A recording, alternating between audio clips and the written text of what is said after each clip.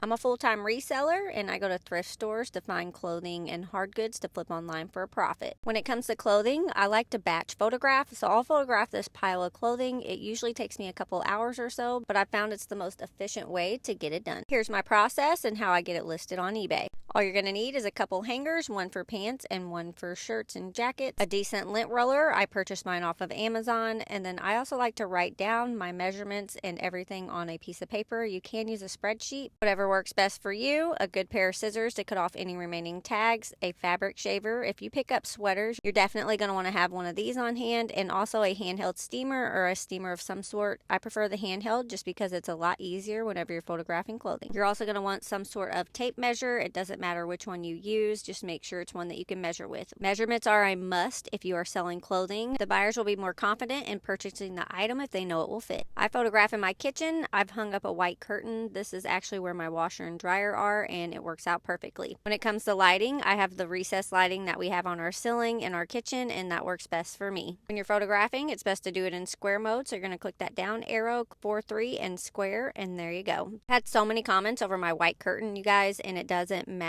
because it gets cropped out. You can use a background remover if you would like, but I prefer not to. I've sold thousands of pieces of clothing on eBay, Poshmark, Mercari, and Depop. Not one time has anyone complained about my background. I like the more realistic photos. It's really what you think is best for your business. Again, remember to add your measurements. When it comes to a jumper like this, you're going to have to add a few. So you're going to do pit to pit, the length, the sleeve, the waist measurement, the length of just the leg, the inseam, which is from the crotch to the bottom of the pant leg, the rise, which is from the top of the waistband to the crotch seam. You want to make sure you write all this down because it's going to come in handy when you go to list this later on. So I always write the date at the top right corner, and make sure you write down the item, the measurements, and where the item is located in your inventory. I store and ship my items in these clear poly bags. The only sizes I use are 18 by 24 inches, 11 by 14, which is what most of the clothing fits in, and then these are what they get shipped in. They are 24 by 24 inch poly bags. I only ship using these large poly bags because I do cut them in half for smaller clothing items. If you're new to reselling, you're going to want to take your measurements now. So what you're going to do is do the length times width times height, and then you're going to write this down because you're going to put it into your listing later on. I always over measure by a couple inches and overweigh by a pound or two, just depending on what the item is, but this is going to save you some time later on. We store all of our items in marked totes, so as you can see, this tote is T155, and we do keep hard goods and clothing in the same totes. When items sell, we take out the half-empty totes and refill them again. We store most of our items inside a storage unit, and it's just worked best for us. I like to batch photograph, so later on in the day, I'll sit down and list about 5 to 10, and then throughout the week, I'll get them listed. So let's go ahead and list these overalls. Google Lens is what I use so I can find an item that's similar to mine. So I'm just going to go ahead and click one photo, and Google Image is going to bring up any photos that are like mine. Sometimes you have to add the brand inside the search bar up at the top, not always. I clicked the one that was listed on eBay, and then I just simply copy the title and go ahead and search it in the eBay app. This is one of the most important parts when it comes to listing an item on eBay. There are 44 listed, but we want to know how many have sold, so we're going to go up to Filter, scroll down, and click Sold and Completed. This is going to show you which ones have sold in the last 90 days on eBay. All you have to do is find one that is similar to yours, and you're going to click Sell One like this. One of those sold listings is actually mine, so I'm just going to click on it, and I'm going to click Sell Similar Item. I like using the Sell Similar just because if it's sold once with that heading or title, it's most likely to sell again.